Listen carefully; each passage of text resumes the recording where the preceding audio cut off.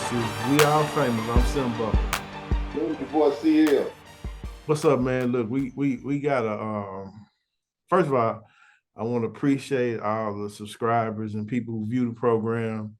Hey, we just we appreciate it. And if this is your first time, go ahead and hit the like and subscribe button and the notification so you can be notified when we come on. We trying something new today. Want to give y'all a little bit more content since me and CL we ain't together all the time. We decided to go ahead and start using some of this technology and give y'all some more up to date and frequent shows. But we still gonna have our weekly show on Sunday in the studio. Let's get to it, man. Well, let's talk. Well, today been an interesting day, man. Today, big contract signed in the NBA. Jaylen Brown got 304 million. Do you even know who that is? You already know I don't even agree with the contract for one. I know exactly who that is. And to me, it's an overpayment for a person who don't carry a team, he ain't the starter team. If you ain't part of basketball, you don't even know who this cat is. If you just not a basketball guy. Well, the thing is, man, he was first team All NBA. And so when you first team All NBA, you can get the max contract. And he was up for his max contract. If he'd made second team, he wouldn't have got 300 million. He probably would have got, 220, which is still, a lot of money. But he earned his max contract this year, and I agree with you. He's not really top five in the NBA. I don't even see how he gonna make more than Jason Tatum when Jason Tatum is the star of the team. So how your contract gonna be bigger than he? Well, Jason Tatum can come back and renegotiate because he's been first team 2 years in a row. But he just signed a max deal like a couple of years ago. So, he's under contract. So these teams they're not renegotiating before it's time. You understand what I'm saying? Well, if I was about to sell, that'd have been somebody else's problem. I know you say it's either another team gonna give him a max contract. If I'm gonna give him a max contract, that's gonna be somebody else's problem. That's not gonna be my problem. I wouldn't give him a max contract because he's not a household name. No, I understand exactly what you're saying, but he balled out this year and became first team. He's voted in first team by his peers, the coaches and the players. So he was deserving of the first team award this year, and it just so happened to coincide with his contract year. So do you think, in your opinion, if you were the owner of the Celtic organization, would you have gave him that much money? I wouldn't, and I'm gonna tell you why. I wouldn't have gave that much money because I'm paying Jason Tatum a lot of money also right now.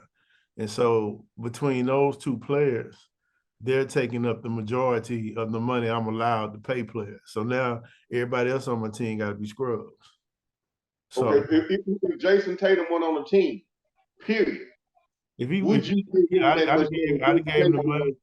I'd have gave him the money because he's top five. First of all, I ain't mad at no man getting their money.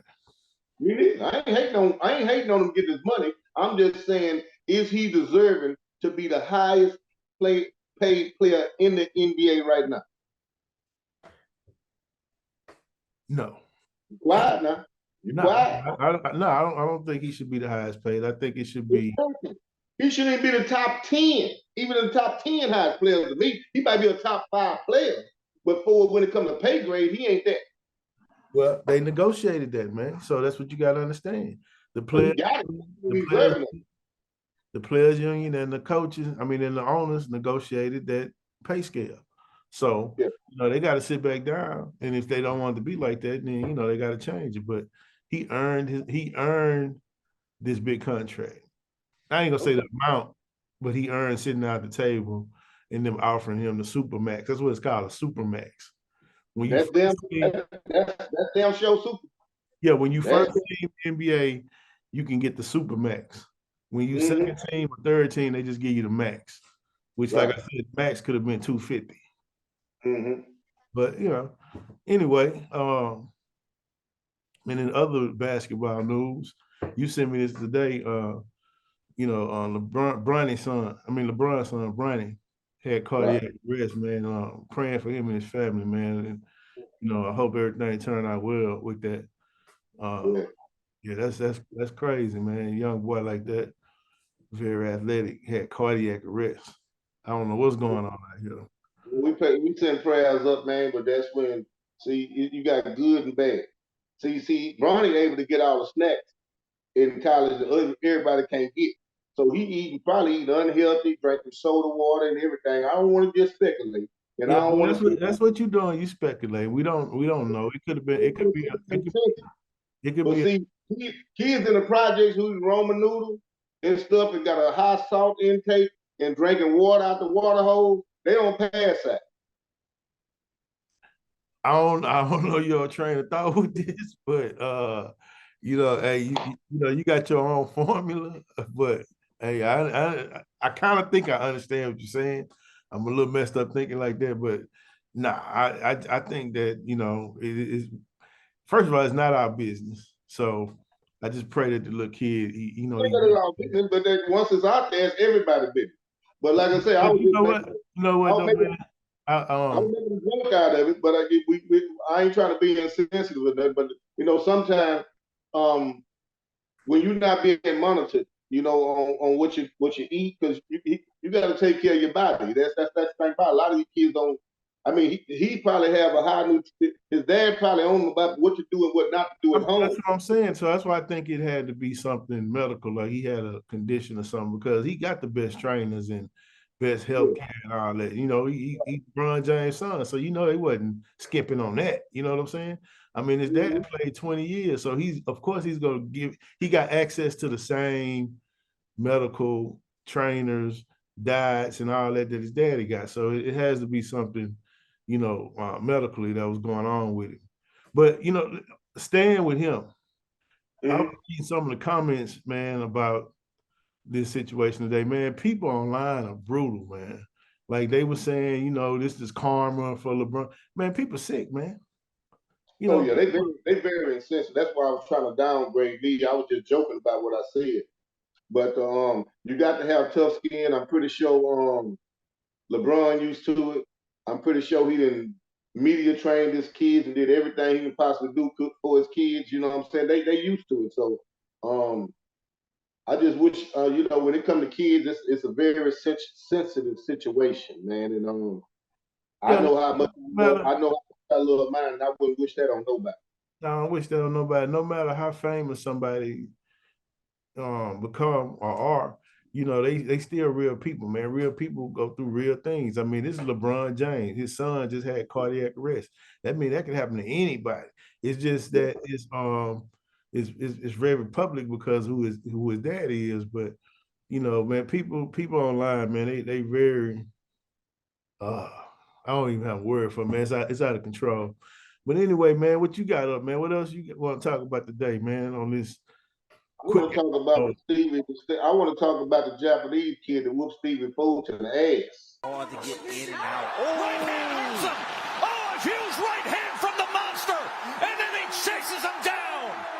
Fulton is laying out, struggling to get to his feet. Fulton hurt badly. The monster on the attack, trying to claim 2 more belts as Fulton tried to grab the ropes, backed up into the corner. Here comes Inoue. That destructive, decisive power does it again. The monster, a 4-division world champion, stamping in Tokyo. And I went for Stephen Fulton, the boxer. I don't know if you're familiar with Stephen Fulton. He was the 122-pound WBC and WBO champion. He took a chance of greatness going to Japan with all the odds against him. Yeah. And he went over there and Monster Inoue put something on his ass. You know a little bit about that? I saw a clip actually before I talked to you. Partner of mine sent me a YouTube of him knocking him out. He hit him with a flush, shot. He went down, then he got up, he finished him off. I don't know those fighters, you know what I'm saying? You more versed on that. But they call the guy Monster or something. Don't they call him Monster? Yeah, a lot of people don't know about the smaller weight divisions, man. He's been on a pound for pound list for a minute. His pro debut was like at 108, but he been coming up in the ranks. He's like a Japanese Pacquiao. You know what I'm saying? He's been coming up in rank 108 to 112 to 115 to 118, now to 122. I think he was undisputed at 118 or something. He had all the belts at that division. Then he got 4 belts to fight Fulton, who had 2 belts. And I thought Fulton was going to beat him because I thought skills paid the bill.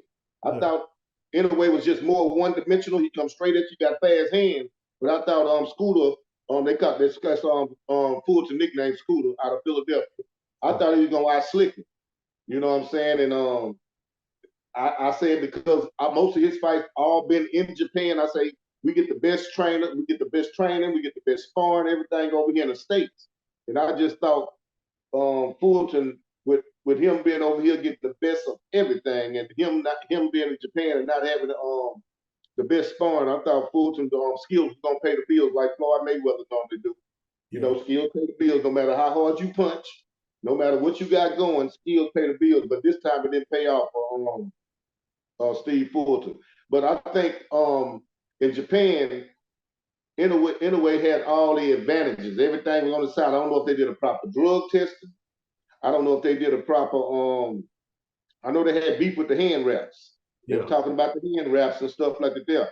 So I would like to see them do a rematch in the United States, where a lot of stuff he probably can get away with in Japan, he can't get away with here. So I would like to see him do a rematch, rematch clause, but hopefully he can get that rematch here in the United States and try to redeem himself, because that's his first loss. He's a great fighter, and I hope he bounce back and get them belts back to the United States. Well, he might have had some rocks in his gloves, man. We don't know, but we gonna find him. I think the guy should want a rematch and demand a rematch. But look, man, the fight week coming up, the big fight coming up. You gonna be out there, mingling with the stars in Vegas, and it's a big fight coming up. So if we don't talk before then, man, enjoy yourself. And if y'all see old CL like that, man, we ain't really being Scarface, nigga. We gonna talk. I ain't making a move without you know.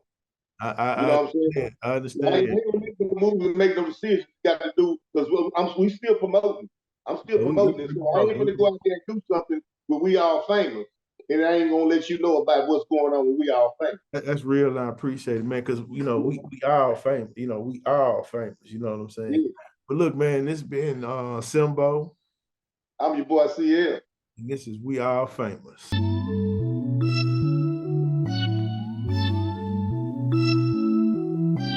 Choppers. Acer. No chaser. Choppers. Yeah.